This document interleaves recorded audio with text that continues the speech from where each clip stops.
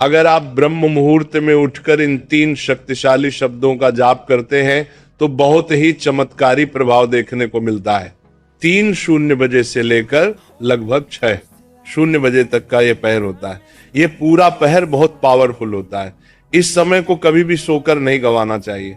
जिसने भी जिंदगी में कुछ भी पाया है उसने अपने ब्रह्म मुहूर्त का सही इस्तेमाल जरूर किया है। इसीलिए इस समय को जरूर से जरूर उपयोगी बनाए। इस समय में आप सो नहीं सकते। अगर आप सोते हैं तो पक्का आप बहुत कुछ खोते हैं। तो क्या किया जाए? ब्रह्म मुहूर्त में उठकर ये 3 शक्तिशाली शब्द, छोटा सा रूटीन, 2-4 बातें ज्यादा नहीं कह रहा हूं, बहुत छोटी छोटी बातें हैं। एक बार अध्ययन किया था, एक बार फिर सुन लीजिए। इस समय पर मां सरस्वती जुबान पर बैठती है। उस समय आप क्या करें? वो टाइम होता है 3:20 से 3:40 के बीच में। ये 20 मिनट का समय बहुत कीमती होता है। इस समय जो भी आप अपने साथ कहते हैं वो बहुत बहुत मूल्यवान होता है।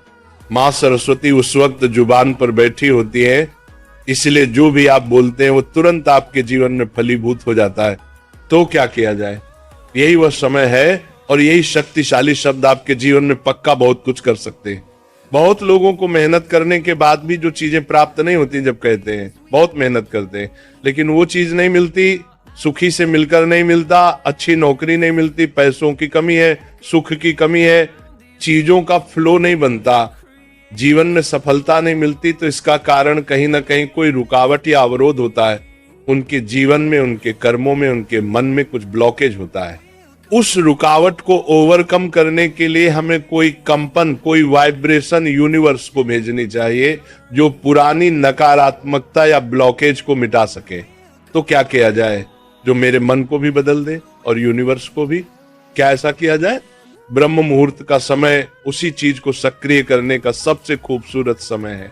तो पहली बात याद रखिए, आपको अपने विचारों को पॉजिटिव बनाना है। मैं वो बताने जा रहा हूं जिसमें सारी बातें शामिल हैं, केवल एक लाइन से नहीं होता। बात को समझिए। पहली बात, सकारात्मक आपको बोलना है। आपको जरूर अफर्मेशन बोलना है। ब्रह्म मुहूर्त में उठिए। 3 से 5 बजे के बीच में, 3:20 से 3:40 का टाइम सबसे मूल्यवान है। इसमें से 5 मिनट पहले उठ जाइए। 5 मिनट पहले उठकर अपने इष्ट गुरु भगवान के आगे प्रार्थना कीजिए।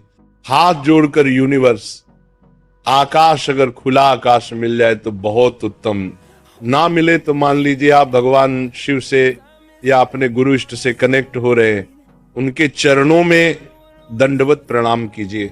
11 बार दंडवत प्रणाम करना है और प्रार्थना करनी है, हे प्रभु मेरा वंदन स्वीकार करें और मेरी पुरानी गलतियों के लिए मुझे क्षमा करें। मेरी पुरानी गलतियों के लिए मुझे क्षमा करें और अब मेरे जीवन में सही राह दिखाइए। ये मेरे कहने से करिए। 11 बार दंडवत कीजिए और प्रार्थना कीजिए, प्रभु कृपा करें, मुझ पर अपनी कृपा दृष्टि बनाए रखिए। दंडवत प्रणाम समझते हैं आप? पूरा पेट के बल, सिर के बल लेट जाते हैं, पूरा शरीर जमीन पर सिर झुकाकर भगवान या गुरु के चरणों में प्रणाम करते हैं। ऐसे 11 बार करें, फिर उठिए, फिर प्रणाम करें, फिर उठिए, फिर प्रणाम करें, फिर प्रार्थना करें, प्रभु आपकी कृपा दृष्टि मुझ पर बनी रहे, मेरी पुरानी गलतियों के लिए मुझे क्षमा करें, अब मेरी प्रार्थना स्वीकार करें। अब आपको ये बोलना है। क्या बोलना है? सुनिए, अपने आप को बोलना है। ये जो 3 गोल्डन वर्ड्स हैं, मैं बहुत भाग्यशाली हूं, मैं बहुत लकी हूं, एक ही बात है। 3 कहो या 4, मकसद वही है, मैं भाग्यशाली। भाग्यशाली का मतलब क्या? आपने यूनिवर्स को एक वाइब्रेशन दी कि मेरे भाग्य में अगर कुछ नकारात्मक भी है तो वो अब सुधर जाए। मैं पॉजिटिव वाइब्रेशन भेज रहा हूं उसे ठीक करने के लिए। आई एम वेरी लकी, मैं बहुत भाग्यशाली हूं। इस बात को आप 21 बार बोलिए, मैं बहुत भाग्यशाली हूं, मैं बहुत भाग्यशाली हूं, मैं बहुत भाग्यशाली हूं। जो आपने बोला वो यूनिवर्स में फैल जाएगा। उसकी वाइब्रेशन आपके भाग्य में जो भी उल्टा सीधा चल रहा होगा वो निश्चित रूप से पॉजिटिव होना शुरू हो जाएगा। इससे पहले आपने अपने पुराने विचारों पुरानी गलतियों के लिए माफी मांग ली है, इसीलिए अब ये चीज आपके लिए काम करेगी। आप इसके अलावा कोई इच्छा डालना चाहे तो डाल सकते हैं। जैसे मेरे कम्युनिकेशन स्किल्स बहुत अच्छे हो रहे हैं, उस बात को भी कम से कम 21 बार दोहराइए। लेकिन याद रखिए, एक बार में बहुत सारी बातें मत जोड़िए, बस एक या दो बातें रखिए, मैं बहुत भाग्यशाली हूं, और एक अन्य पॉजिटिव स्टेटमेंट। ऐसा करके देखिए, 3 से 4 दिन के अंदर चमत्कार दिखने शुरू हो जाएंगे। जो चीज आपने कही है वो जीवन में घटित होने लगेगी। भाग्यशाली शब्द जब ब्रह्मांड में गूंजता है तो उसकी ऊर्जा बहुत बड़ी होती है, वो आपके अंदर जबरदस्त बदलाव लाती है। भाग्य की जो गांठ कहीं अटकी होती है वो खुलने लगती है। तो एक मौका, एक चांस मिलता है, इसे जरूर इस्तेमाल कीजिए।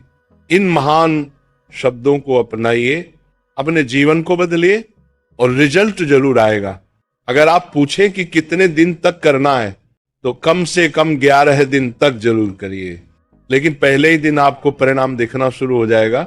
कम से कम 11 दिन इसे कीजिए, बहुत कुछ मिलेगा, बहुत कुछ बदल जाएगा। अब अंत में थोड़ा सा नाम जप कर लेते हैं। मेरे साथ मिलकर बोलिए, जय राधा रानी जय, जय राधा रानी जय।